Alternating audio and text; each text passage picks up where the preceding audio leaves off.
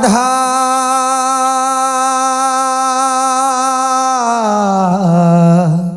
राधा राधा श्री राधा राधा राधा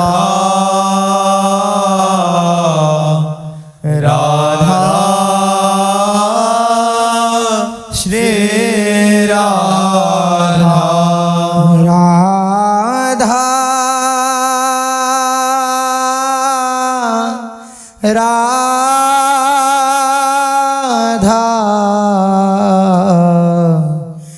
राधा श्री राधा राधा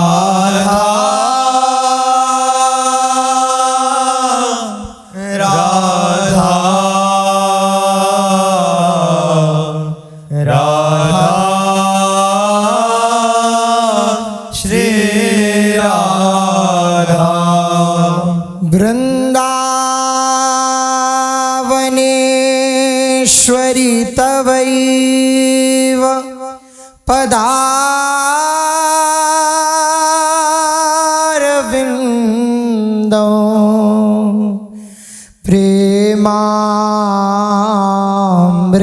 प्रेमामृतैक मकरन्द रसौघपूर्णं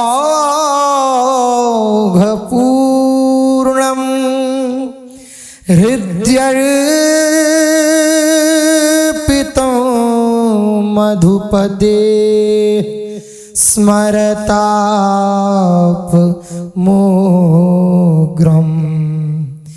निर्वापयत्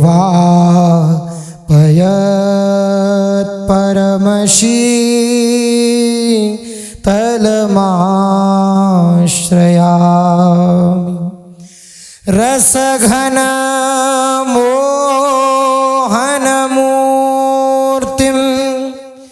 विचित्रकेलि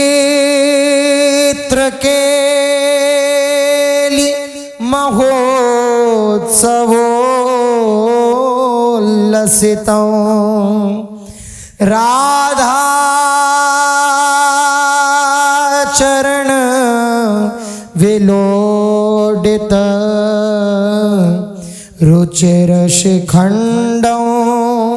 हरिं वन्दे राधा चरण विलोडित रुचिरशिखण्ड हरे वन्दे श्री राधा वल्लभ लाल की जय। चिदानंद घन प्रेमानंद रस प्रवाही श्री युगल सरकार के गौर श्यामल चरणारविंद दृढ़ता पूर्वक इन्हीं श्री चरणों का आश्रय और आसक्ति पूर्वक निरंतर इन्हीं का चिंतन, निरंतर जो चिंतन है वो तन्मया स्थिति को प्रकाशित करता है। साधक का, उपासक का परम धन तन्मयता है। जो परमार्थ में उपासना के मार्ग में अभी नवीन नवीन कदम बढ़ाए हैं उनको इस बात का अनुभव नहीं होगा, पर जो आगे बढ़े हुए उपासक हैं वो इस बात का अनुभव करते होंगे या आगे करेंगे।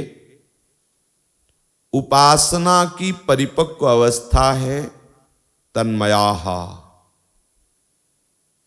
जब हम नाम जप कर रहे हैं तो प्रभु के चरणों का बल लेकर ऐसी तन्मयता प्राप्त करो कि मानस नेत्रों में वो नाम लिखा हुआ है। श्रवणेंद्री उस नाम को सुन रही है, रसेंद्री उस नाम का स्वाद ले रही, त्वगेंद्री पुलकित हो रही। एक एक इंद्री, एक एक करण हमारा जहां चिंतन लगे, पूर्ण तन्मयता उपासना का स्वरूप है। एकाग्र हो करके यदि हम गायन कर रहे, पूर्ण एकाग्र, बार बार इधर उधर दृष्टि चंचल करें, किसी को अन्य इशारे करें, ऐसी संभावना नहीं होनी चाहिए। जैसे डूबने वाला डूबता ही चला जाता है, बस हमें ऐसा ही वाणी जी में, नाम में, सेवा में, श्री जी को आप स्नान करा रहे हैं, श्री जी की पत्रावली कर रहे हैं, श्री जी की सेवा में हैं, तो पास से कौन निकल गया, क्या वार्ता हुई, ये आपको सुनाई नहीं देनी चाहिए। इतनी एकाग्रता। परम अवधूत श्री दत्तात्रेय भगवान जी ने 24 गुरुओं में से एक बाण बनाने वाले को गुरु बनाया। मार्ग में एक बाण बनाने वाला बाण की नोक बना रहा था। भगवान दत्तात्रेय जी भ्रमण करते हुए वहीं उसकी तन्मयता देख रहे थे, पूर्ण एकाग्र। राजा की सवारी वहां से निकल गई। अब राजा की सवारी तो धूमधाम से निकलती है, जय घोष और दुंदुभि घोष आदि। पीछे से एक राज सेवक भागता हुआ आया और बाण बनाने वाले से पूछा, राजा की सवारी गई, कितनी दूर निकल गई? उन्होंने कहा, कब गई? अरे बोले, राजा की सवारी गई मतलब इतना शोरगुल होता है, जय घोष होता है, तेरे को सुनाई नहीं दिया? उन्होंने कहा, सत्य कहता हूं, मेरी चित्तवृत्ति बाण की नोक बनाने में थी, इसलिए मुझे सुनाई नहीं दिया। भगवान दत्तात्रेय जी ने उसे गुरु बनाया, उससे शिक्षा ली कि उपासक को अपने आराध्य देव पर इतना तन्मय होना चाहिए कि आपको सामने बैठे हुए व्यक्ति की बात सुनाई न दे, समझ में ना आवे। देखो, कभी कभी किसी घटना पर कोई एकाग्र हो जाता है तो सभा में बात होती है, फिर पूछा जाए आपने सुना, तो कहेंगे वो मेरा मन कहीं चला गया था, इसलिए मैं सुन नहीं पाया। इंद्रियों की सामर्थ्य नहीं है कि वो मन से विलग होकर सुन ले, वो मन के साथ ही सुनती है। और मन वहां होता है जहां हमारी प्रियता होती है। तो हमारी प्रियता नाम जप में, श्री जी की चरण सेवा में, श्री जी की वाणी गायन में, श्री जी के जस श्रवण में जब हो तो तन्मयाहा, पूरी की पूरी तन्मयता होनी चाहिए। इसी तन्मयता से हमें स्वरूप की प्राप्ति होती है। उदाहरण स्वरूप में श्रीमद् भागवत में वर्णन आया है, जैसे भृंगी नाम का कीट दूसरी जाति के कीट को ला करके एक रज का पिंड बनाता है, रज का अपना एक घरौंदा बनाता है, उसी में छोटे छोटे छेद करके दूसरी जाति के उस कीड़े को उसमें रख देता है, फिर उसे धीरे से डंक चुभोता है, वो उस कीड़े की एकाग्रता लेने के लिए, और बस भन ऐसे करता है। कुछ समय बाद वो कीड़ा बिना शरीर छोड़े भृंगी कीट हो जाता है। उसी शरीर से बिना शरीर छोड़े वो भृंगी कीट के रूप में परिवर्तित हो जाता है। तो क्या आप इस पांच भौतिक शरीर में रहते हुए सखी स्वरूप नहीं हो सकते? क्या आप सखा स्वरूप नहीं हो सकते? क्या आप गोपी स्वरूप नहीं हो सकते? क्या आप कृष्ण स्वरूप नहीं हो सकते? सारूप्य मोक्ष। एक पौंड्रक नाम का राजा 2 भुजाएं काठ की ओर लगवा ली और उस पे कृत्रिम सुदर्शन चक्र लगवा लिया, और 4 राजाओं से बार बार ये सुनने लगा कि महाराज आप ही भगवान वासुदेव हो, आपका अवतार जगत उद्धार के लिए हुआ। तो हम आपको संकेत देते हैं कि केवल वासुदेव के रूप का नाटक करने वाला राजा, जब उसका शरीर भगवान के सुदर्शन के स्पर्श से छूटा तो सीधे सीधे चतुर्भुज वासुदेव असली बना। क्योंकि उसे चिंतन रहता, मैं वासुदेव। यही तो चिंतन वेदांत कराता है, अहम ब्रह्मास्मि। उपासना को समझिए, आपकी एकाग्रता ही आपका धन है और यही धन प्रीतम के चरणों में समर्पित करना है। महाराज बहुलाश्व जनकपुरी के राजा थे। ये प्रातःकालीन वेला पर अपने आराध्य देव की सेवा में मंदिर में प्रवेश करते तो 2-2:30 बजे के बाद ही इनको स्मृति आती, जब ठाकुर जी को राजभोग लगाकर शयन करा देते।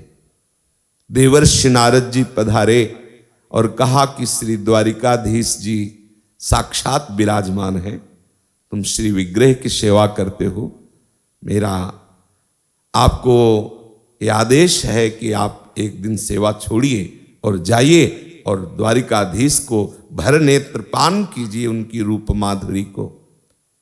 जो आज्ञा महाराज। सुबह रथ तैयार करवाया, सारथी से कहा गए, बस जल्दी ही सेवा करके आए। जे ही सेवा में लगे तन्मयाहा।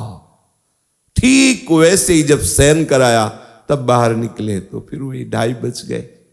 अच्छा, कल दूसरे दिन फिर रथ सजा, अभी आए क्योंकि सेवा छोड़ नहीं, फिर वही समय।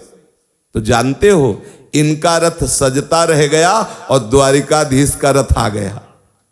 ठाकुर जी बड़े बड़े महापुरुषों को साथ लेकर, सुखदेव जी आदि आदि बड़े बड़े सिद्ध महापुरुषों को, वशिष्ठ आदि परम ज्ञानियों को अपने रथ में बैठाल के और दारुक के द्वारा के गए रथ में स्वयं अखिल लोक चूड़ामणि प्रभु दर्शन देने आए। तन्मयाहा। उपासक को इस शब्द पर अपना ध्यान केंद्रित करना चाहिए कि हम जब कोई भी उपासना की जो वृत्ति है कार्य कर रहे हैं, चाहे वो नाम जप हो, नाम कीर्तन हो, या लीला गायन हो, या लीला श्रवण हो, या श्री अंग की सेवा हो, तो पहले सावधान हो कि हमारी उपासना का स्वरूप है तन्मयाहा, डूब करके। जब आप डूबेंगे ना तभी आपको आनंद का अनुभव होगा और आनंद ऐसा बढ़ेगा कि फिर और कछु न सुहाए तिनको जुगल सेवा सुख पगी। कुछ अच्छा ही नहीं लगेगा। अब अपने लोग वाणी भी पाठ कर लेते हैं, बात भी कर रहे हैं, माला भी चल रहा है, बात भी हो रही, सेवा भी हो रही, बात भी हो रही। हमारे आचार्य श्री हितजू महाराज ने हरिराम व्यास जी को सबसे पहली शिक्षा यही दी थी। जब हरिराम व्यास जी पधारे तो हितजू के जो अंग सेवी निजी सेवक थे उनसे प्रार्थना की कि आचार्य चरण के दर्शन करना चाहते, उन्होंने कहा आज्ञा ले आए। महाप्रभु से कहा हरिराम व्यास जी दर्शन करना चाहते हैं। महाप्रभु अपने स्वयं कर कमल से श्री जी की रसोई अमनिया करते थे। यद्यपि सदगुरुदेव भगवान का बड़ा वैभव है, वो जिस समय जो आज्ञा कर दे तत्काल सेवा में 10, 20, 50 जो आज्ञा करें, लेकिन आज भी अपने हाथ से सब्जी अमनिया करते हैं, अपने हाथ से मधुकर बनाते हैं और श्री जी को भोग लगाते हैं। दासत्व, वो जो चाहे जिस समय चाहे उस समय टिफिन लिख के चला जाए, लेकिन नहीं, शरीर जब तक काम करता है स्वयं परिचर्या श्री स्वामी जी की। हरिवंश महाप्रभु स्वयं अपने पीतांबर में लकड़ी बीनते थे, वृंदावन की सूखी लकड़ियां, स्वयं अपने कर कमल से रसोई अमनिया करके श्री जी को भोग लगाते थे। दाल के लिए बटलोई चढ़ा दी थी, तब ये अनुमति मांगने आए, आदेश किया लिवा लाओ। हरिराम व्यास जी आए तो आते ही महाप्रभु ने पहला कार्य किया कि उतार के बटलोई रख दी। हाँ, क्या बात करना चाहते हो? तो उनके प्रश्न खड़ा हो गया हृदय में। कहा प्रभु से कि प्रभु दोनों कार्य एक साथ हो सकते थे, बटलोई में वो पकता रहता, रसोई की परिचर्या भी होती और हमारा प्रश्न उत्तर भी होता। तो महाप्रभु ने तत्काल एक पद की रचना करके, यह जो एक मन बहुत ठौर करी, कहीं कोने सच पायो। श्री गोपीजनों को उद्धव जी उपदेश करते हैं आत्मज्ञान का। गोपीजन ने ठीक उत्तर दे दिया बहुत सूक्ष्मता से कि उद्धव मन न भये 10-20, एक हो तो सो गयो श्याम पे को आराधे। आप इस बात को अपने हृदय में धारण कीजिए कि उपासना का जो रंग है वो तन्मयता है, तन्मया। गा रहे हैं तो डूबे हुए, अद्भुत चमत्कार प्रकट हो जाएगा, पक्का मान लीजिए। एक बार श्री तुकाराम जी महाराज मंदिर में बैठे हुए विठल विठल विठल कीर्तन में लगे हुए थे। शिवाजी महाराज बड़े भागवत राजा हुए, वो दर्शन के लिए गए और पहले ऐसी महिमा, संतों की ऐसी मर्यादा कि कोई भी चक्रवर्ती सम्राट या कोई भी राजा जब उनके दर्शन के लिए जाता तो अपने शीश का मुकुट और चरण पादुका बहुत दूर उतारकर एक साधारण और अस्त्र शस्त्र वाले जितने भी सब बाहर स्वयं ऐसे जाते। ये पद्धति पता थी वीर शिवाजी को। तो एक केवल अंगरक्षक मंदिर के दरवाजे पर और आप ऐसे साधारण वेश में गए, तुकाराम जी को प्रणाम किया। तुकाराम जी ने दृष्टि खोलकर उन्हें कृतार्थ किया, बैठ जाओ, और नाम कीर्तन में मगन हो गए। मुगलों का आक्रमण था, जब उनको उनके गुप्तचरों ने बताया कि शिवाजी अकेले मंदिर में गए हैं और एक अंगरक्षक है, बहुत बढ़िया अवसर है, आक्रमण करके उनकी हानि कर दी जाए, उनको बंदी बना लिया जाए या मार दिया जाए। म्लेच्छों के विचारधारा में कहीं ऐसा नहीं आया कि वो प्रभु के मंदिर में है या ऐसा। घेर लिया गया मंदिर, अंगरक्षक भागा और अंदर जाकर के शिवाजी के कान में कहा, क्षमा कीजिए भगवान, हमने विघ्न पहुंचाया, महाराज सेना ने घेर लिया है, विपक्ष की सेना ने। तुकाराम जी ने आंख खोला, बस इशारा किया, बैठे रहो। सेवक से कहा कि तुम साइड में बैठ जाओ, बस विठल विठल विठल, आंख ही नहीं खोली। पूरी म्लेच्छ सेना ढूंढ के चली गई मंदिर में, केवल तुकाराम जी का कीर्तन हो रहा है, दूसरा कोई है ही नहीं। उनको दिखाई ही नहीं दिया कि शिवाजी सामने बैठे हुए। तन्मया, अपने आराध्य देव में तन्मय। एक पद गाओ लेकिन डूब जाओ, एक माला 1 घंटे में हो, कोई बात नहीं। वहां कोई गणना थोड़ी चल रही कि आप कितने हजार करो तो इतना पेमेंट होगा। अरे एक बार जिन नाम लिय हित सो होए अति दीन, ताको संग न छाड़हि ध्रुव अपनो कर लीन। शर्त है हित और दैन्य। एक बार जिन नाम ली हित सो होए अति दीन, अति दैन्य। नाम जप का अहंकार ना हो, और हित अर्थात प्रेम पूर्वक राधा राधा। तो प्राण प्यारे युगल सरकार कभी साथ नहीं छोड़ते। ये हमारी वृंदावन की प्रेमोपासना है। 1 घंटे में 1 माला कीजिए, पर डूब कर कीजिए, तन्मय होकर कीजिए। जो गुरुजन नियम देते हैं, संख्या देते हैं, वो नवीन साधक को पूर्ण रूप से समय लगाने के लिए है। नहीं, सच्ची मानिए, आगे चल करके कुछ ऐसी होती है मना स्थिति कि गणना करना बहुत भारी लगता है कि अब कितने माला हुए, ये स्मृति करना बहुत भारी होता है। बस उसी में डूबे रहो, रसास्वादन करते रहो। यदि अपनी ऐसी स्थिति नहीं है तो भी 108 बार मंत्र जपो, लेकिन डूब के जपो। ऐसा अभ्यास करो। शेष समय तो जपना ही है, जो आसन में बैठ के जपना है, तो ऐसी मना स्थिति बनाओ, डूब जाओ। एक एक अक्षर मात्रा पूरा दर्शन करते हुए, एक एक मात्रा अक्षर श्रवण करते रोमांच हो जाएगा। आप देखना, कभी कभी जैसे मना स्थिति होती है ऐसा कि माला ले, तो आपसे सच्ची कहते हैं 3 माला से कभी चौथी माला नहीं हो पाती। बहुत, क्योंकि 1.5-2 घंटे में उतला ही होता है। तन्मयाहा, जब आप इस बात को समझेंगे ना, तो अक्षर गायब हो जाएंगे। और ये मधुर मधुर मुस्कुराते हुए युगल सरकार खड़े होंगे निज मंत्र की जगह।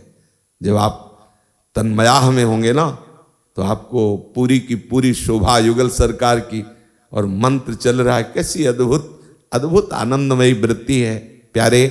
ये भागम भाग दौड़म दौड़, बहुत जन्म से भाग रहे, ये बहुत गणना पे मन इधर भाग रहा है, बीच में बात कर रहे हैं और मन का रफ्तार से चल रहा है पटापुलिंग की तरह।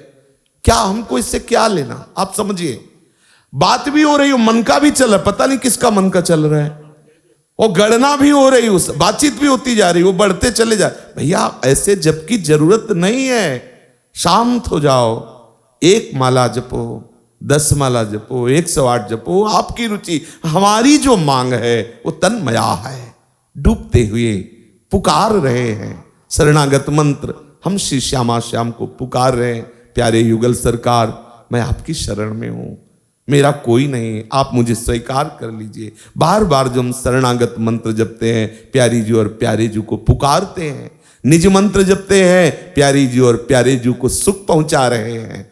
ये निज मंत्र, इसका महान अर्थ है। जी चतुराशी जी, 42 लीला, केलीमाल जी, ये सब जितने भी महापुरुषों ने रसमयी वाणियों को प्रकट किया, ये सब निज मंत्र का अर्थ है, अपार अर्थ है। जितना नित्य विहार है, ये सब निज मंत्र का अर्थ है। आप जपते रहिए, फिर खुलता जाएगा एक से एक पट, तब आप देखना। इसलिए जो भी कार्य करो, पोछा लगाओ तो तन्मया होगे, दूर से दिखाई दे कि हाँ पोछा लगा है। पात्र मार्जन करो तन्मयता पूर्वक, थोड़ी सेवा करो, थोड़े समय के लिए करो, डूब के करो, फिर आप देखोगे ये जो हमारे मन की भागम भाग लगी रहती है, अब ये केवल नवीन साधक के लिए है, उसकी दिनचर्या को पूर्ण करने के लिए, उसका मन, उसका समय सब सार्थक हो जाए। नहीं तो एक ही परिचर्या में, अब वो श्री जी को कर कब हमने दर्शन किए हैं अपने सदगुरुदेव भगवान के, जब लाडली कुंज में थे, वहीं साथ कुछ समय तक रहने को भी सौभाग्य मिला, तो छुप छुप करके उनको देखते थे। सुबह बैठे स्नान के लिए, पात्र मार्जन कर दिए, पोछा लगा दिए, ये सब कर दिए, लेकिन सेवा स्वयं अपने कर कमल से सरकार करते। तो श्री जी को ऐसे ले आ, अब देख रहे, फिर ऐसे देख रहे, फिर ऐसे देख रहे, आसन बदल बदल गए। ऐसा लगता क्या देख रहे हैं, राधा नाम ही तो लिखा है। अपने तो नए नए थे, सोचते गुरुदेव देख क्या, और कई कई घंटे आंसू चल रहे हैं बस उसी राधा नाम पे दृष्टि, कभी ऐसे ग्रीवा, कभी ऐसे, और कभी कभी आश्चर्य, घुटनों के बल ऐसे होकर के, और ऐसे श्री जी को ऐसे करकमल में लिए ऐसे देख। अब घंटों तो दर्शन में चले गए, फिर स्नान शुरू हुआ, धीरे धीरे धीरे, फिर इत्र, फिर चंदन, कभी कभी रसोई अमनिया करके। अब बिना उनको कैसे, अब उन महाराज जी 1 बज रहे हैं, तो हमने श्री जी का अपनी भोग लगा, तो पाओ ना जाके अपनी श्री जी का भोग, क्यों विक्षेप डालते हो। अब गुरुदेव भूखे बैठे, हम कैसे, मतलब अब 1 बजे जब उठे, 2 रोटी और सब्जी बनिया। ये अभी विराजमान जो सदगुरुदेव की दिनचर्या बताओ, ये आंखों देखी दिनचर्या है। अब भोग पधराया, अब मंजीरा उठा, नागरता की रास किशोरी और राधा वल्लभ श्री हरिवल, 4 बज गए। भोग श्री अब फिर आचमन कराया। फिर तो ये है, एक एक परिचर्या में पूरा दिन व्यतीत हो रहा है, एक एक परिचर्या में तन्मया। महापुरुषों ने जो हमें शिक्षा दी वो देखने को मिली, तन्मया, जिसमें लगे पूरा जीवन समर्पित है। तब उसमें पुलकन सोहनी लग रही थी, लाडली कुंज में रज थी, आपने तो दर्शन किए, सोहनी लगा रहे हैं, छुप के हम देख रहे। उनके सामने जाना बहुत ही कठिन था, क्योंकि वो सीधे फिर बाहर निकाल के ताला लगा देते थे। जिसे मतलब ऐसा कि अरे लाओ गुरुजी हम सोहनी, अरे सुनो गुरुजी, तो धक्का मार के बाहर, और हाँ वहाँ मतलब व्यवहार नाम की चीज नहीं है। तो देखते थे सोहनी लगाते लगाते, ऐसे छाती से सोहनी लगाते, और ऐसे लगाए बैठे हुए हैं, अश्रु चल रहे, सोहनी जी में गिर रहे, सोहनी ऐसे छाती से लगी हुई। फिर थोड़ी देर रज में लेट गए, फिर धीरे धीरे सो, पता नहीं किस देश में डूबे रहते हैं। बस यही जीवन का सार है। जो करो आप, पूज्य पंडित गया प्रसाद जी महाराज जब सोहनी लगाते, सोहनी लगा के उसे स्नान करा के आसन में विराजमान करके साष्टांग दंडवत करके तब दूसरी से, अरे बोले झाड़ू उठाओ, लगा झाड़ू नहीं, वृंदावन धाम ब्रज धाम सोहनी जी सहचरी हैं श्री जी की सेवा के।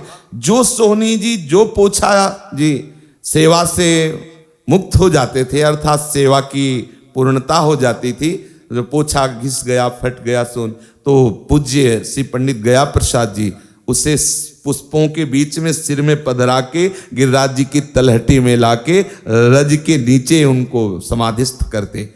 अब आप सोचो कौन सी भावना है, ये नहीं कि पोछा पूरा हुआ फेंक, श्री जी के सेवा का पात्र है वो, उसे यमुना जी के किनारे लेके, जैसी भावना देखो किस कोटि के महापुरुषों ने कैसे, हम तन्मया श्री जी की सेवा के लिए पूर्ण तन्मयता। तो फिर पोछा और सोहनी ये आपको पोछा सोहनी नहीं दिखाई देंगे, वो श्री जी के अंग पार्षद अनुभव में आएंगे, आप देखना। इसलिए कोई भी सेवा करो जल्दीबाजी नहीं, हमारी श्री जी को ऐसा दिखावे की जरूरत नहीं, उनको तो अनुराग की जरूरत है। जो भी आप भोग लगाओ, जो भी आप परिचर्या करो, जो भी लीला गायन करो, जैसे भी बनता है अनुराग पूर्वक करो। अब कहते कैसे अनुराग है, तो हम अनुराग का नाटक ही करते हैं, सच्ची वो कर देंगे। झूठा खेले साचा होए, हम झूठे से ही रोते हैं राधा, अगर सही से न रोना आ जाए तो बताना। झूठा खेले साचा होए, अगर इस मार्ग में झूठे भी अनुराग का हम प्रियालाल से नाटक करने तो वो रीझ जाते हैं कि ले अब तू स्वाद ले अनुराग का, किसे अनुराग कहते हैं, फिर तो रूप छके घूमत रहे तन को तनिक न भान।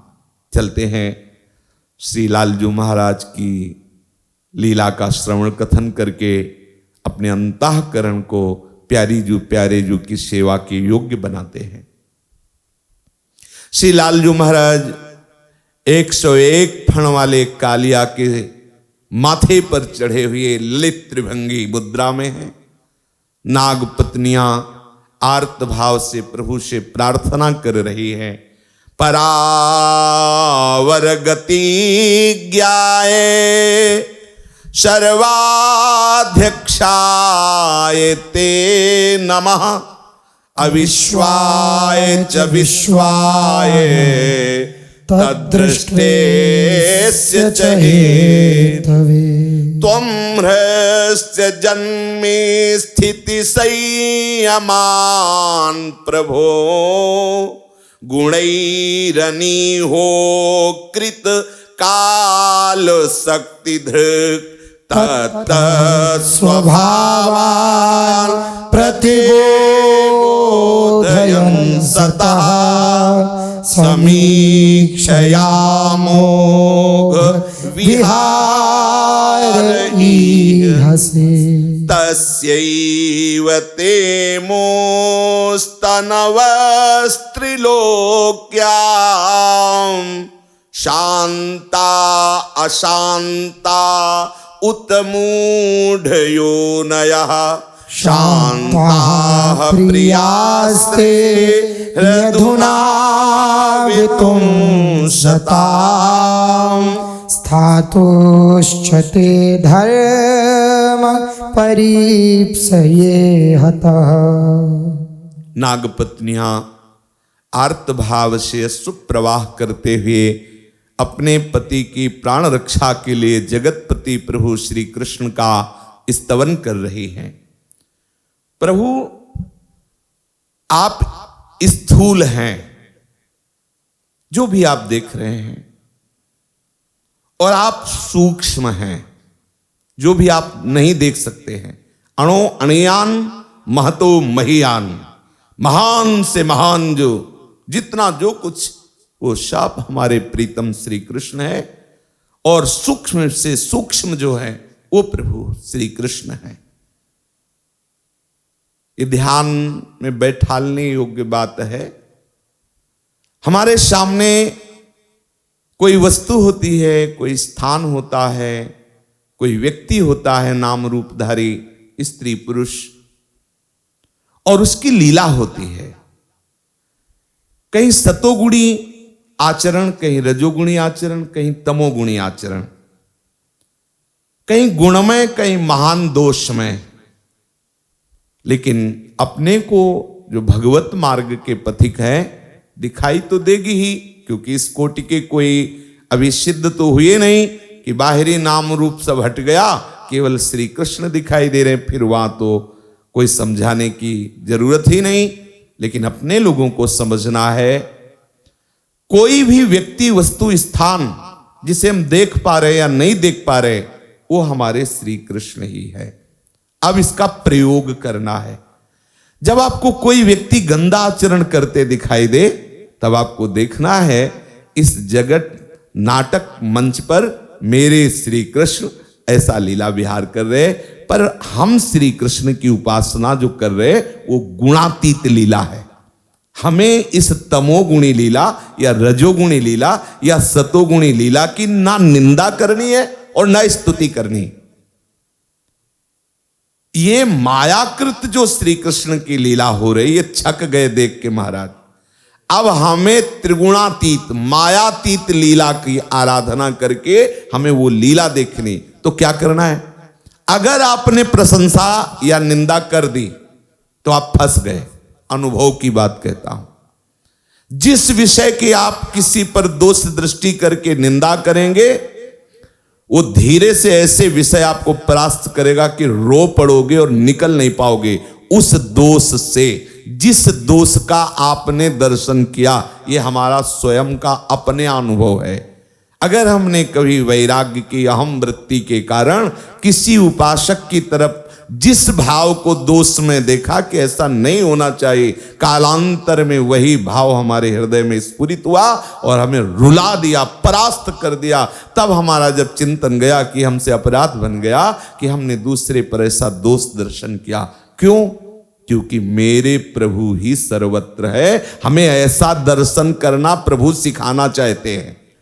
कहीं भी दोष दर्शन करना अपनी साधना को बाधित करना है और उसी दोष से युक्त हो जाना। ये लिख लीजिए, अपने हृदय में इसे अंकित कर लीजिए कि ये बात जीवन में हमें परास्त करे। ये हम बिल्कुल बिल्कुल सैकड़ों बार अनुभव की बात कह रहे हैं। अगर आप किसी को देखेंगे कि ये तो ऐसा उपासक नहीं है जैसा होना चाहिए, देखो ये ऐसा ऐसा करता है, अगर कालांतर में वही वृत्ति तुम्हारे अंदर ना जाए तो तुम देख लेना। ये पक्की बात, संतों के द्वारा अनुभव की हुई बात। इसलिए प्रणाम करो, चाहे वो गलत से गलत लीला कर रहे हो, पर मेरे श्री कृष्ण ही है जो ये लीला कर रहे, इसलिए प्रणाम है। अब आप तो प्रणाम की मुद्रा में है, पर वो आपसे कुछ और करवाना चाहते हैं, ध्यान रखना। अब वो आपसे कुछ और करवाना चाहते हैं तो उसी समय भगवद आवेश आएगा और जो कुछ होना हो जाएगा। ना आप करता हुए और ना आपकी उपासना बाधित होगी, चाहे कुछ भी हो जाए।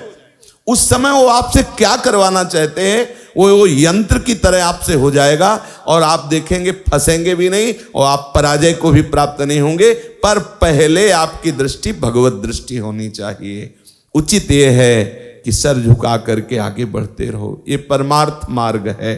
क्यों? क्योंकि आप ही स्थूल हैं और आप ही सूक्ष्म हैं और आप ही समस्त गतियों को देने वाले हैं और आप ही समस्त कर्मों के साक्षी हैं। बचा क्या? समस्त गतियों को देने वाले श्री कृष्ण हैं। समस्त कर्म जो भी आप कर रहे हो, दूसरे गवाही की जरूरत नहीं, सरकार स्वयं गवाही है इस बात के। सबके हृदय देश में विराजमान होकर जो तुम बोलना चाहते हो उसके पहले ही उसके साक्षी है कि तुम क्या बोलना चाहते हो। जो तुम करना चाहते हो उसके पहले ही वो साक्षी है कि तुम क्या करना चाहते हो। अगर आप ये बात अपने हृदय में, अपने चिंतन में ले आवे कि और कोई देख रहा हो, चाहे ना देख रहा हो, मेरे गुरुदेव देख रहे हैं, मेरे आचार्य देख रहे हैं, मेरे इष्ट देख रहे हैं, जहां ये वृत्ति आएगी तो ऐसा कोई कृत्य आपसे नहीं होगा जो आपको प्रभु से विमुख कर दे। वो तभी होता है जब लगता है मैं एकांत में, कोई हमें देख नहीं रहा। अरे अज्ञानी, तू ये बात तो देख ले कि साक्षी स्वरूप से प्रभु तेरे हृदय में ही बैठे हुए हैं। प्रभु तुम्हें देख रहे हैं, गुरुदेव करुणा में देख रहे हैं। वो तो कृपालु हैं, इसलिए वो पर्दा डाले हुए तुम्हारे सामने, जानते सब हैं, पर वो इसलिए हर समय आप ये ध्यान रखिए कि आप गुरुदेव की, आचार्य की, इष्ट की दृष्टि में हैं, क्योंकि वो आपके साक्षी हैं प्रत्येक कर्मों के। हे प्रभु, नाम रूपात्मक विश्व प्रपंच की निषेधी और अवधि और उसके अधिष्ठान विश्व के रूप में आप ही हैं। यद्यपि प्रभु आप में कर्तापन्ना होने के कारण आप कोई भी कर्म नहीं करते, फिर भी सारे कर्म आपसे ही होते हैं। ये रहस्य है।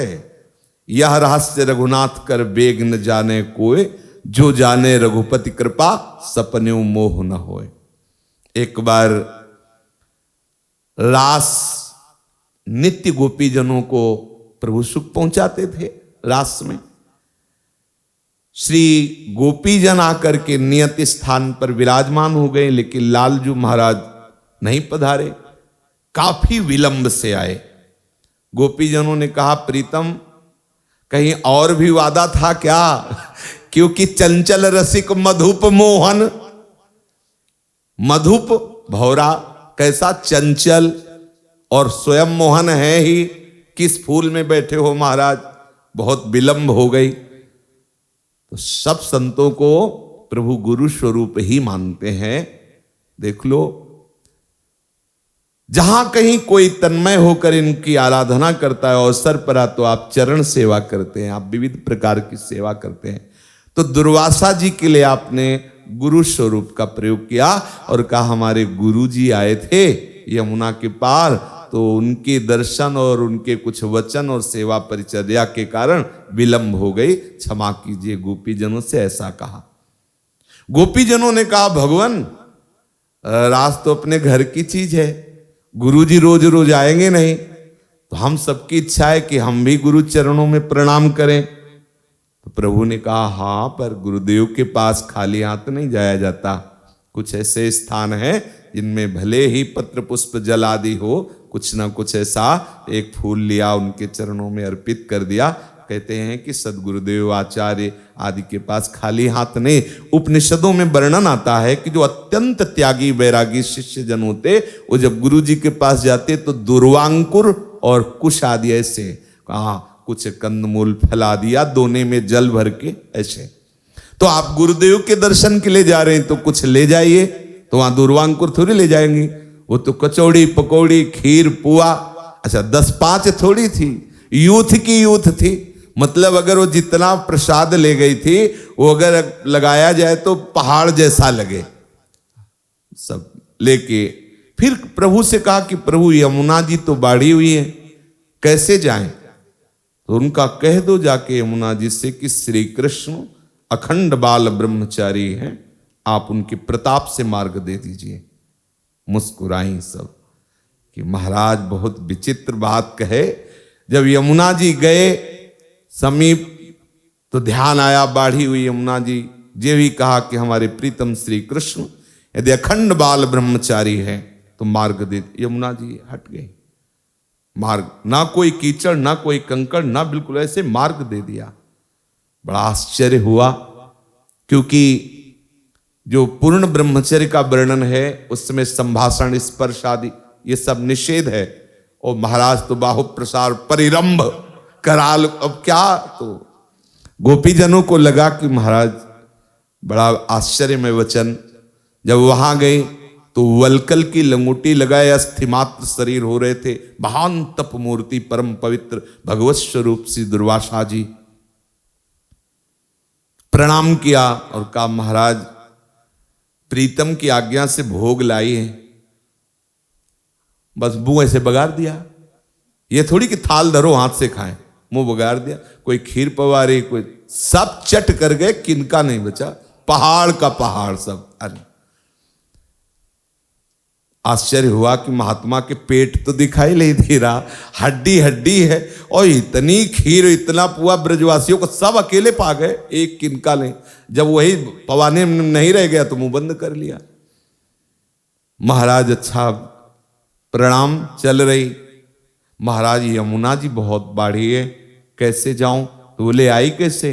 बोले हमारे प्रीतम ने कहा था कि अखंड बाल ब्रह्मचारी हो तो मार्ग दे दो। तो यमुना जी ने मार्ग दे दिया। तो बोले जाके यमुना जी से कह दो कि जीवन में दुर्वासा ने दूब के रस के सिवाय यदि जिह्वा में न रखा हो तो मार्ग दे दो। अब तो सब हंस पड़ी, जैसे गुरु झूठे वैसे ही चेला, जैसे चेला वैसे ही गुरु। क्योंकि मनोपुआ पूड़ी अभी अब पवाक रही है, कह रहे जवाल में न रखा हो, पक्का सब झूठा मामला। अब कहे तो कैसे कहे। यमुना जी के पास गई और कहा, हे यमुना रस रानी, यदि दुर्वासा जी ने अपनी जिह्वा में दूर्वा रस के सिवा कुछ न रखा हो तो मार्ग। यमुना जी ने मार्ग दे दिया। आश्चर्य हुआ। प्रीतम के पास गई, प्रभु ने कहा गुरुदेव के दर्शन हुए, बड़े बड़े आश्चर्य में दर्शन हुए, पर प्रभु मुझे एक बात खटक रही है। आपने कहा कि बाल ब्रह्मचारी तो मैं बचपन से देख रही हूं, हाँ किसी की चोटी खींचना, किसी और आदि आदि सब लीलाएं। और महाराज अपने हाथ से हमने दुर्वासा के मुंह में खीर पकौड़ी ये सब पवाया। वो कह रहे हैं कि दूब के रस के सिवा जबान में न रखा हो, और आप कह रहे हैं अखंड बाल ब्रह्मचारी। महाराज इसकी व्याख्या कीजिए, मुझे संशय है। तब प्रभु श्री कृष्ण ने कहा, मैं अपने निरंतर आत्म स्वरूप में स्थित रहता हूं। ये जो आप देख रही है स्वप्रतिबिंब विभ्रमा, हम अपनी आत्मा के साथ क्रीड़ा कर रहे हैं। इसीलिए कोई समानता कहीं भी किसी भी तरह से ईश्वर कोटि के महापुरुषों में भी जो श्री कृष्ण तत्व है वहां किसी की भी पहुंच नहीं। इसीलिए भगवान शिव भी प्रवेश करते हैं रास में तो गोपी बन के करते हैं। अहम का पूर्ण पुरुषत्व का त्याग करके रस स्वरूप गोपी भाव को प्राप्त करके ही प्रवेश करते हैं। जब तक वो भाव नहीं आएगा तब तक आप समझ ही नहीं। जैसे हमने कहा प्रभु कह रहे हैं हम अपने आत्म स्वरूप में रमण करते हैं, तो आपको लगेगा कि यही हम भी कह सकते हैं, यही हम भी बोल सकते हैं, यही अर्थात कोई भी ज्ञानी बोल सकता है। लेकिन आप जब तक उस स्थिति में नहीं पहुंचेंगे तब तक ये बात नहीं समझेंगे। रही एक वो तो प्रभु है जो ज्ञान पक्ष में या भक्ति पक्ष में इस अवस्था को प्राप्त होता है, अंतःकरण ही नहीं रह जाता, भोगता ही नहीं रह जाता, जीवत्व ही नहीं रह जाता। अब कैसे उसका वर्णन करें। सेवक जी इशारा दे रहे हैं, श्री हरिवंश सुप्राण सुमन हरिवंश गणिजय, श्री हरिवंश सुचित्त मित्त हरिवंश भनिजय, श्री हरिवंश सुबुद्धि बरन हरिवंश नाम जस। प्राण हरिवंश, मन हरिवंश, चित्त हरिवंश, बुद्धि हरिवंश, रह क्या गया। हा हरि राधा वा वृंदावन सा सहचरी, वृंदावन में सहचरियों के मध्य में विराजमान श्यामा श्याम मन हो गए, श्यामा श्याम बुद्धि हो गए, श्यामा श्याम चित्त, कुछ बचा ही नहीं, करता ही नहीं बचा, भोगता ही नहीं बचा। अब क्रियाएं जो आप देख रहे हो वो उस अकर्ता से हो रही। जैसे इसमें नाग पत्नियां वर्णन कर रही हैं कि प्रभु कर्तापन्ना होने के कारण आप कोई भी कर्म नहीं करते, निष्क्रिय है, फिर भी आपसे ही सारे कर्म हो रहे हैं, आपके द्वारा ही। ये सृजन, ये पालन, ये लय आपके द्वारा ही तो हो रहा है। आपके ही संकल्प का ये चमत्कार है कि एक रूप हरि रूप होकर के आप पालन कर रहे हैं, ब्रह्मा रूप होकर के आप सृजन कर रहे हैं, शिव रूप होकर के आप लय कर रहे हैं, फिर भी आप कुछ नहीं कर रहे हैं। ये रास्ते रघुनाथ कर बेग न चान। तो यही बात दुर्वासा जी की वचन की व्याख्या में भगवान ने कहा कि ये स्वतः अपनी दिनचर्या में केवल दुर्वांकुर स्वीकार करते हैं। ये जो आप लोगों ने पवाया है, आपका भाव है, वो जा रहा है जठराग्नि में, वो उसका स्वाद नहीं ले रहे, वो उसको भोग नहीं रहे, वो उसको पा नहीं। ये ऊंची स्थिति की बात है। जैसे देवर्षि नारद को एक बार लगा कि भक्ति का आचार्य और भगवत स्वरूप ये सब हमारे आगे लगा, लेकिन विदेह नहीं लगा। और ये राजकाज संभालते हुए, महल में रहते हुए ये विदेह है। जनक जी के यहां गए, जनक जी ने आदर सत्कार किया, तो प्रश्न किया कि महाराज मैं आज केवल एक बात जानने आया हूं कि आप विदेह कैसे। तो उनका महाराज अभी तो आप आए हैं, संध्या काल है, आप भोग आरोगिए और शयन कीजिए और प्रातःकालीन वेला पर फिर अपने चर्चा होगी। देवर्षि नारद को कोई काम तो है ले, हाँ, एक ही बात है, हरिशरणम नारायण नारायण, वहां पर यहां से ही नारायण नारायण। महल में बहुत सुंदर सैया सजाई गई देवर्षि नारद जी के लिए, और महल में पूरा राय जैसे एक राजा का हो ऐसे हर व्यवस्था, खान पान की सामग्री भी सैया के समीप। और देवर्षि नारद जी जब शयन कर गए तो महारानी को आदेश किया, आप शयन कर जाओ देवर्षि नारद जी के साथ। महारानी के करकमल की चूड़ियां, चरणों की नूपुर आदि जब झनकार हुई तो एकदम चेतना हुई और वो सीधे लेट गई। देवर्षि नारद जी सर के और सर के, और अब उठने का चांस नहीं, क्योंकि उधर दीवाल है, इधर महारानी है।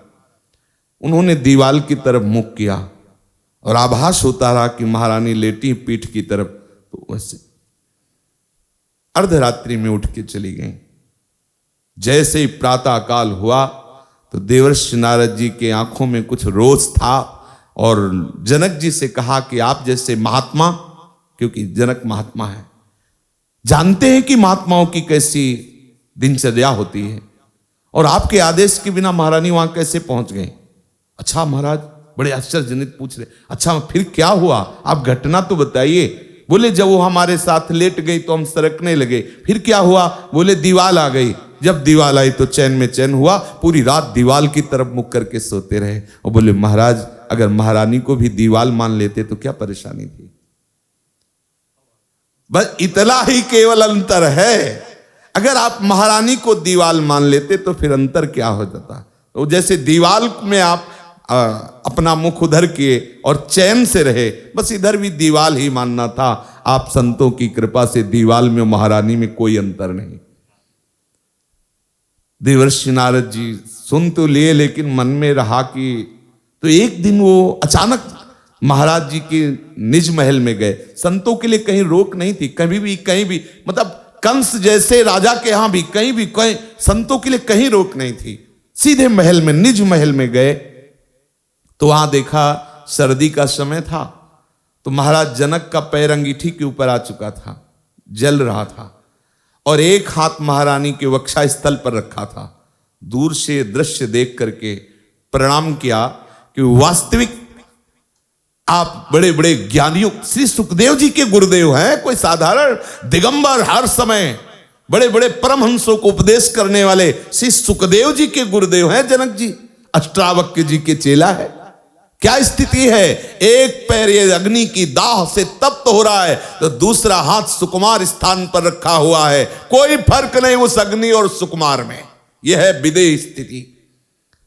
जिनके चरणों का आश्रय लेकर विदेह हुआ जाता है वो प्रभु श्री कृष्ण है। उनके ऊपर कर्ता भोक्ता भाव, जितनी भी सिद्धियां हैं, जितने भी परम पद आदि का वर्णन आता है, वो सब इन्हीं के कृपा कटाक्ष से है। तो इससे समझो हमारे प्रभु श्री कृष्ण क्या है। नागपत्नियां कह रही हैं कि आप अनादिकाल शक्ति को स्वीकार करके विश्व की उत्पत्ति, स्थिति और प्रलय की लीला करते हैं, यद्यपि आप निष्क्रिय हैं, निष्क्रिय। आपकी लीला अमोघ है, आप सत्य संकल्प हैं। इस सृष्टि का सृजन करने के लिए प्रभु ने संकल्प किया। वेद कहता है एकोहम बहुश्यामः, बस किसी कारीगर की जरूरत नहीं पड़ी, किसी सामान की जरूरत नहीं पड़ी, किसी सलाहकार की जरूरत नहीं पड़ी। आप ही तीन रूप में हुए हो, आप ही पूरी सृष्टि के रूप। एकोहम बहुश्यामः, सब रूप इन्हीं के हो गए। इसलिए आप ही ये जीवों के रूप में छिपे हुए हैं। आप बस यही पहचानना है, यही पहचानना। मेरे प्रीतम ही, तभी तो समहात्मा सुदुर्लभा वासुदेवा स्वरमिति, समहात्मा सुदुर्लभा मत्ता परतरम नान्यत किंचिदस्ति धनंजय। कुछ भी अलग नहीं, केवल बस ये समझना, और समझना इतना खेल नहीं है। अभी बाहर निकलते और ऐसी घटना कर देंगे, लगेगा मार दो थप्पड़ मार। बोले मत्ता परतरम नान्यत किंचिदस्ति धनंजय, उस समय अगर याद रहा तो सच्चा ज्ञानी, नहीं तो फिर बड़े बड़े, और कोई सोच ले कि हम सच्चे ज्ञानी, तो आपको पक्की बात कहते हैं, ये अगर परीक्षा में जगत गुरु उतर जाए तो वहां फेल ही होगा, पास नहीं होगा। हाँ, इनके चरणों का आश्रय लिए तो फेल होने की स्थिति में भी पास हो जाएगा। आपको लगेगा हुआ फेल, लेकिन वो पास निकल जाएगा। और अगर कहीं अहम जरा भी किसी भी तरह का गुणाभिमान आदि कुछ भी, तो पास होते होते उसमें 0 आ जाएगा। क्योंकि बहुत विचित्र माया, बहुत ही विचित्र माया है। त्रिलोकी में 3 प्रकार की योनियां आपने प्रकाशित की। सत्वगुण प्रधान शांत, रजोगुण प्रधान अशांत, और तमोगुण प्रधान मूढ़ योनि। ये सब आपकी लीला मूर्तियां हैं, सब आपकी लीला मूर्तियां हैं। अच्छा, वाराह भगवान की छवि बनी हो और लिखा हो नीचे वाराह भगवान, तो हम नेत्रों से प्रणाम करेंगे नहीं, तत्काल वाराह भगवान है। और अगर कोई सुअर आके छू जाए फिर तो नहीं आएगा, फिर तो आएगा कि सब छू गया सुअर, अब नहाना धोना कपड़ा लगता है सब है। मुझे लगता है छवि में भले चूक हो जाए, वहां चूक नहीं होनी चाहिए। आ गए वाराह भगवान, जय हो प्रभु आपकी जय। बस यही चूक होती, हम इस त्रिगुणात्मिका माया की लीला को सत्य समझते हैं और प्रभु को भूल जाते हैं। बस इतनी ही चूक संभालनी है। बहुत कठिन है। जब मुंह बगाड़ के कोई पागल कुत्ता दौड़ेगा, पिड़ुरी पकड़ेगा, तब वासुदेवा सर्वम सूत्र नहीं आएगा, यही आएगा। कोई लाठी हो तो मारो, हमारे देखो काट लिया। बड़ा विचित्र खेल है, बहुत विचित्र खेल है इनके। बस यही है कि मामे ये प्रपद्यन्ते, यही महाराज अंगुली पकड़ के पार करा दे तो करा दे। बहुत ही विचित्र माया है, बहुत ही बलवंत माया है, बहुत ही भ्रमात्मक माया है। प्रभु आपको शांतजन प्यारे लगते हैं। शांता प्रियास्त्रे हृदुना वितुम शताम, जो शांत रहते हैं वो आपको बहुत प्रिय हैं। यहां शांत का तात्पर्य वो मुख बंद किए हलचल नहीं कर रहा, शांत बैठा, इससे नहीं। संकल्प रहित तो होना ही शांति है। श्रद्धावान लभते ज्ञानम तत्परा संयतेन्द्रिय ज्ञानम लब्ध्वा पराम शांति मचिरेणाधिगच्छति। ये शांति का मतलब वो कोई क्रिया नहीं कर रहा, हलचल नहीं, चुप बैठा है, वो भगवान को बहुत प्रिय, ये बात यह नहीं है। यहां शांता, जिसने संकल्प विकल्प को रोक दिया है, जिसने अपनी इंद्रियों को प्रभु के चरणारविंद की वृत्तियों में लगा दे, कभी लीला गायन नाम जपे और बाहर से प्रपंच शून्य जीवन, इसे शांत जीवन कहते हैं। वो मंजीरा बजा के नाच रहा है, वो शांत है। वो लीला गायन कर रहा है, वो शांत है। वो शांत बैठा संकल्प विकल्प कर रहा है, वो अशांत है, वो मूढ़ है, उसे शांत थोड़ी कहेंगे। वो चुप बैठा है लेकिन संकल्प विकल्प विषयों का कर रहा है, उसे शांत कहेंगे क्या? लेकिन एक बहुत जोर से राधा राधा कीर्तन कर रहा है, वो शांत है। उसका संकल्प विकल्प रहित हो जाना ही शांति का स्वरूप है। ऐसे आपको बहुत प्रिय है, क्योंकि आपका अवतार, ये आपकी लीलाएं संत जनों को सुख प्रदान करने के लिए है, धर्म की रक्षा के लिए है। अब नागपत्नियों ने पुनः प्रभु से हाथ जोड़कर कहा, अपराधा सकृत भरता सोढव्यः स्वप्रजा कृतः क्षन्तुमर्हसि शान्तात्मन् मूढस्य त्वां जानतः। अनुग्रहीष्व भगवन् प्राणास्त्यजति पन्नगः स्त्रीणां नः साधु शोच्यानां पतिः प्राणः प्रदीयताम्। विधेहि ते किंकिरीणा मनुष्ठेयं तवाज्ञया यच्छ्रद्धयानुतिष्ठन् वै मुच्यते सर्वतो भयात्। हे शांतात्मन शांताकार प्रभो। ये संबोधन इसलिए कह रहे कि महाराज शांत हो जाओ, ये जो नाच कूद, तुम्हें तो नाच कूद पड़ा और यहां मरा जा रहा है सांप। प्रभु से कह रही है कि प्रभु प्राणास त्यजति पन्नगः, ये सर्प मर रहा है, आप तो नाच रहे हो महाराज। शांतात्मन शांताकार, शांत हो जाओ महाराज। आप स्वामी हैं तो क्या स्वामी का एक धर्म ये नहीं बनता कि वो अपनी प्रजा के द्वारा किए हुए अपराध को क्षमा कर दे? ये प्रभु आपको नहीं पहचानता ये कालिया नाग। अगर पहचानता होता तो ये भी भक्त है नारायण का। ये आपके चरणों में अपनी मड़ियों की भेंट समर्पित करके हाथ जोड़कर आपसे आज्ञा पालन के लिए ये ऐसा विनय करता। प्रभु ये आपको नहीं जानता है, इसलिए क्षमा कर दीजिए, दया कर दीजिए। प्रभु हमारे सुहाग की रक्षा कीजिए। अब ये सर्प मरने वाला ही है, क्योंकि आप इतना नाच कूद मचाए हो, उसके मुख से खून निकल रहा है।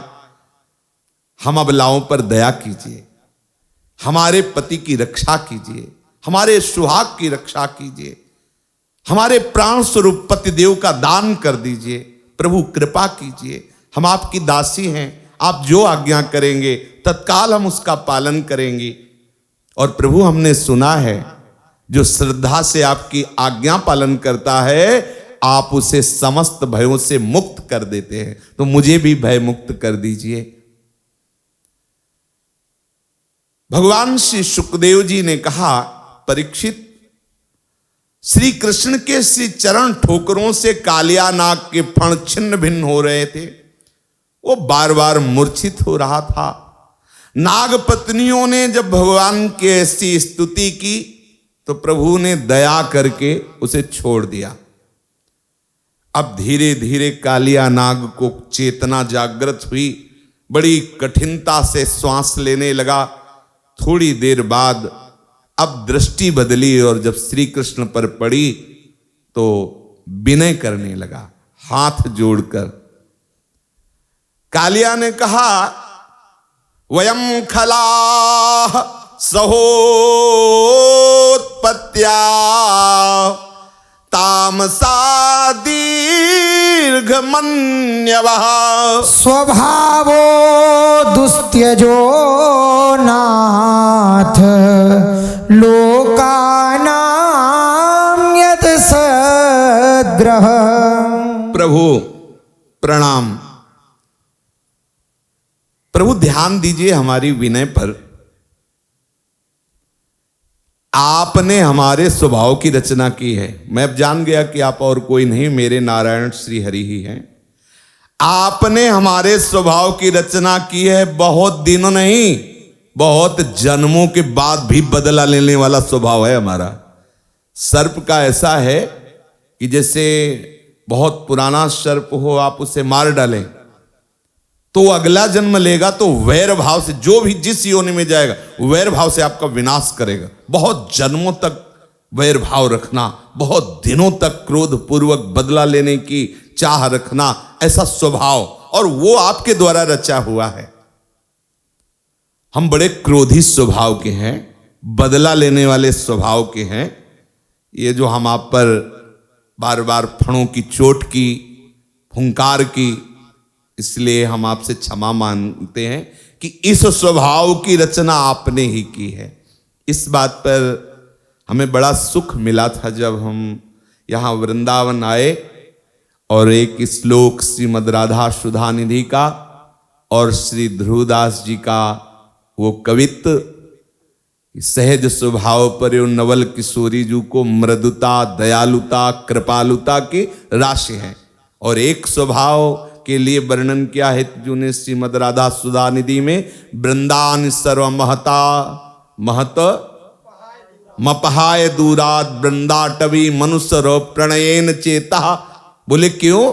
बोले सत्तारणी कृत स्वभाव सुधा रसौघम राधा भिदान में दिव्य निधानम अस्ति। बोले एक राधा नामक परम तत्व वृंदावन में विराजमान है, जिनका स्वभाव है तार देना, सत्तारणीकृत।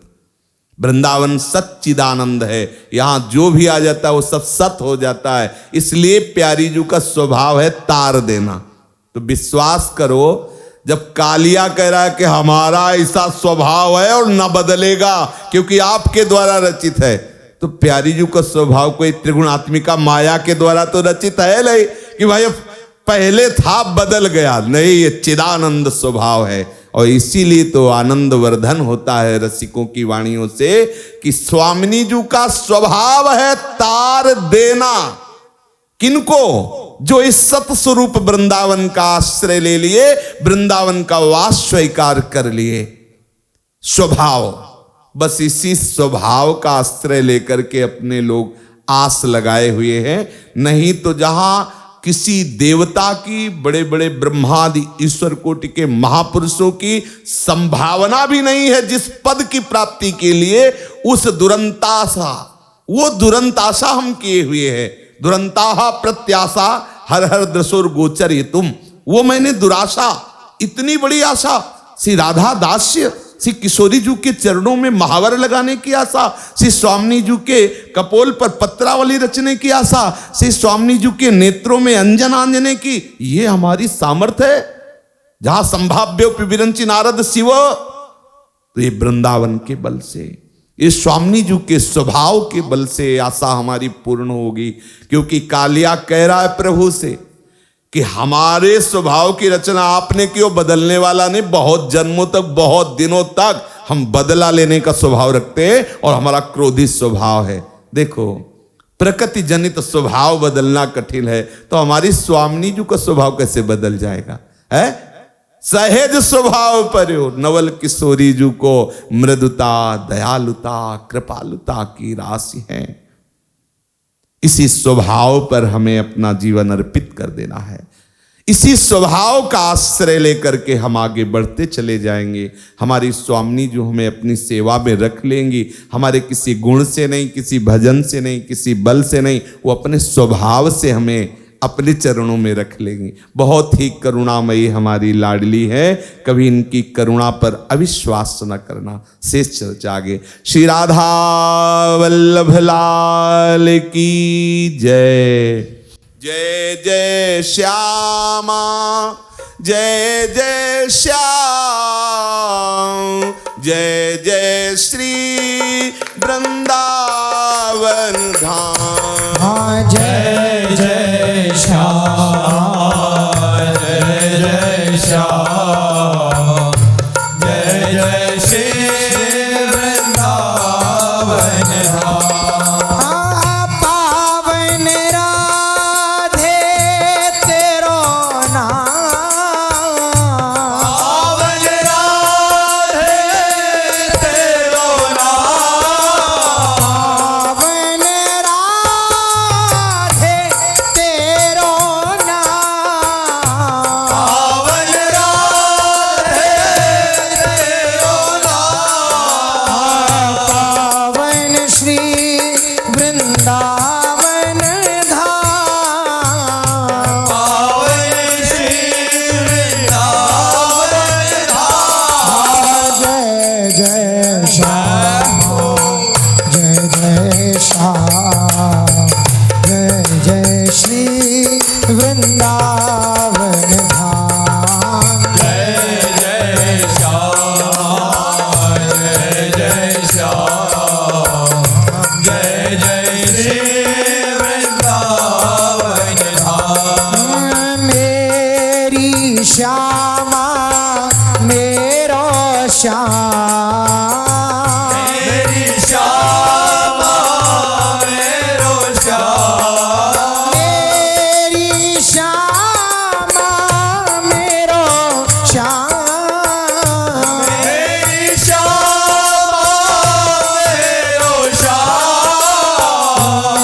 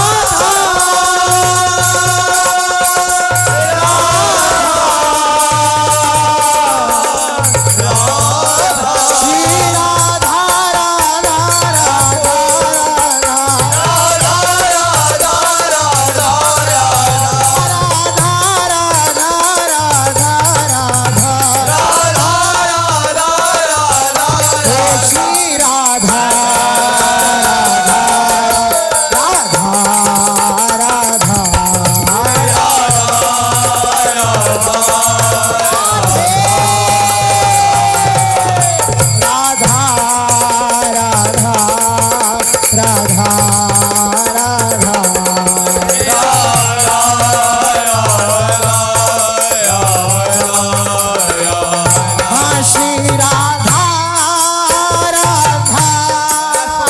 राधा राधा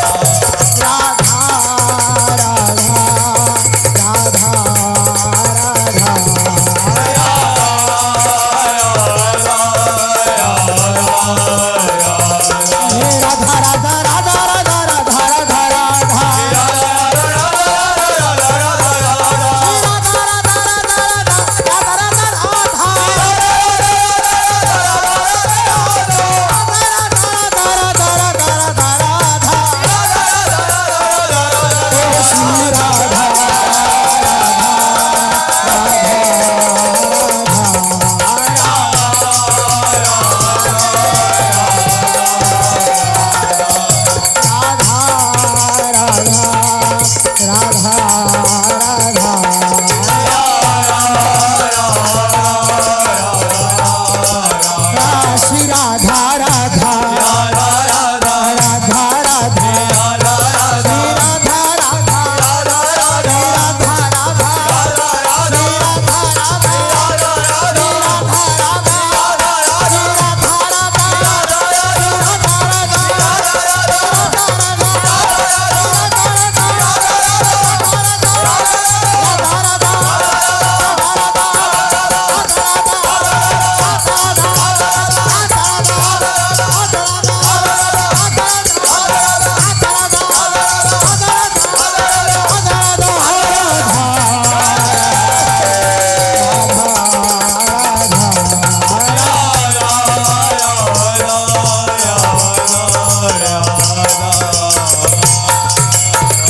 श्री राधा वल्लभ लाल की जय। महाप्रभु श्री हरिवंश जी महाराज महाराज की जय। श्री हित सेवक जी महाराज की जय। समस्त सहचरी वृंद की जय। श्री वृंदावन धाम की जय। श्री यमुना रसरानी की जय। समस्त संत हरि भक्तन की जय। श्री सद्गुरुदेव भगवान की जय। जय